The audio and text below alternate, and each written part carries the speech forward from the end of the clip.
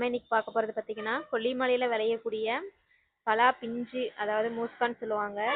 எங்கள் ஊரில் கொத்துக்கா, முறக்கு அப்படின்னு சொல்லுவாங்க. இந்த முறக்கு வச்சு இன்னைக்கு ஒரு பொரியல் ரெசிபி தான் பார்க்க போகிறோம். அது தேவையான பொருட்கள் என்னென்னு பார்த்தீங்கன்னா கொத்துக்காய், சேனக்கிழங்கு, கருப்பு பீன்ஸு, கொத்தவரங்காய், இந்த 4 பொருளையும் எடுத்துக்கலாம். ஃபஸ்ட்டு வந்து கருப்பு பீன்ஸ் சரியாக வேகாததுனால குக்கரில் லைட்டாக வறுத்து விட்டு எடுத்துக்கலாம்.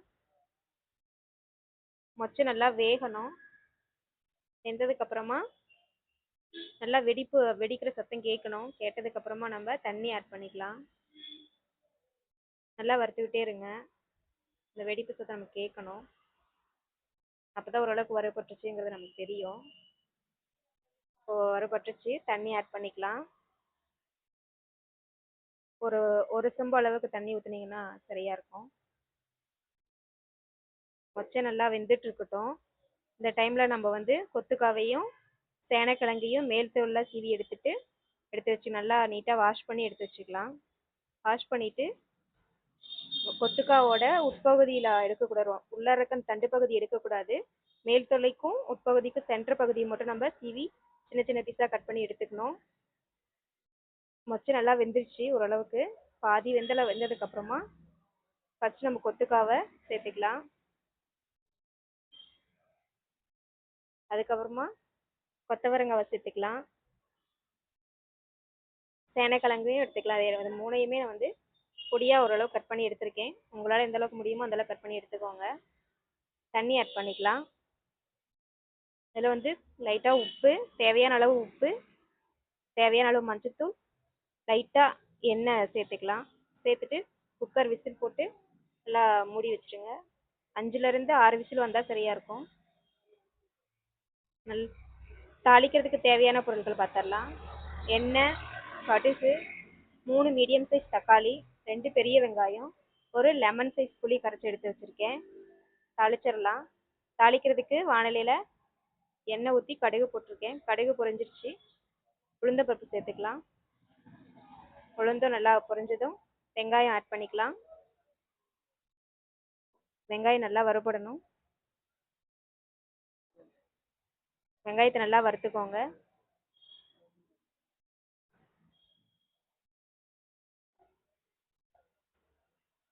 வெங்காயம் நல்லா வறுபட்டதுமா தக்காளி ஆட் பண்ணிக்கலாம்.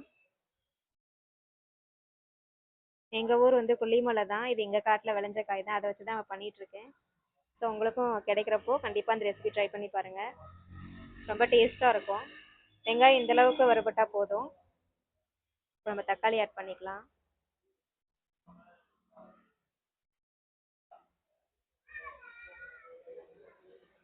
தக்காளி நல்லா வதக்கி விட்டு 3 மீடியம் சைஸ் தக்காளி நான் எடுத்து சின்ன சின்னதாக கட் பண்ணி வச்சுருக்கேன். தக்காளி இந்தளவுக்கு நல்லா வேகணும். தக்காளி லைட்டாக மசியலைன்னா லைட்டாக உப்பு சேர்த்திங்கன்னா இன்னும் நல்லா வெந்துடும். காய்க்கு தேவையான அளவு உப்பை முதல்ல குக்கரில் சேர்த்துட்டோம். இப்போ தாளிக்கிறதுக்காக சேர்த்ததுனால நான் லைட்டாக உப்பு, மஞ்சத்தூள், தேவையான அளவு மிளகாத்தூள் சேர்த்து நல்லா வறுத்துக்கோங்க. நாங்களே ரெடி பண்ண மிளகாத்தூள் தான் ஆட் பண்ணியிருக்கேன். உங்களுக்கு எந்த மிளகாத்தூள் அவைலபிளாக இருக்கோ நீங்கள் எது வீட்டில் வச்சுருக்கீங்களோ அதை யூஸ் பண்ணிக்கோங்க. எந்தளவுக்கு காரம் வேணுமோ அந்தளவுக்கு ஆட் பண்ணிக்கலாம். நாங்கள் வந்து காரம் கம்மியாக சேர்க்கறதுனால 2 ஸ்பூன் தான் ஆட் பண்ணியிருக்கேன். உங்களுக்கு எந்த அளவுக்கு வேணுமோ அந்தளவுக்கு ஆட் பண்ணிக்கலாம். இப்போது வேக வச்சு எடுத்து வச்சுருந்தேன் நம்ம காய்கறியை ஆட் பண்ணிக்கலாம். நல்லா ஆட் பண்ணிட்டு நல்லா வதக்கி விடுங்க. தக்காளி, வெங்காயம் எல்லாம் ஒன்றோடு ஒன்று மிக்ஸ் ஆகிற அளவுக்கு வறுத்து விட்டுக்கோங்க. அவ்வளோதான், மிக்ஸ் பண்ணியாச்சு. பாருங்கள், பார்க்கவே செம்மையாக இருக்குது, சாப்பிடணும் போல் இருக்குது. இப்போது நம்ம எடுத்து வச்சுருக்க புளி தண்ணியவும் ஆட் பண்ணிடலாம். ஆட் பண்ணிவிட்டு நல்லா வறுத்து விட்டுருங்க. அவ்வளோதாங்க, ரொம்ப சுவையான கொத்துக்காய் பொரியல், அதாவது பலா பிஞ்சு பொரியல் ரெடி ஆயிடுச்சு. நீங்கள் இதை சாதத்தை கூட வச்சு சாப்பிட்லாம்.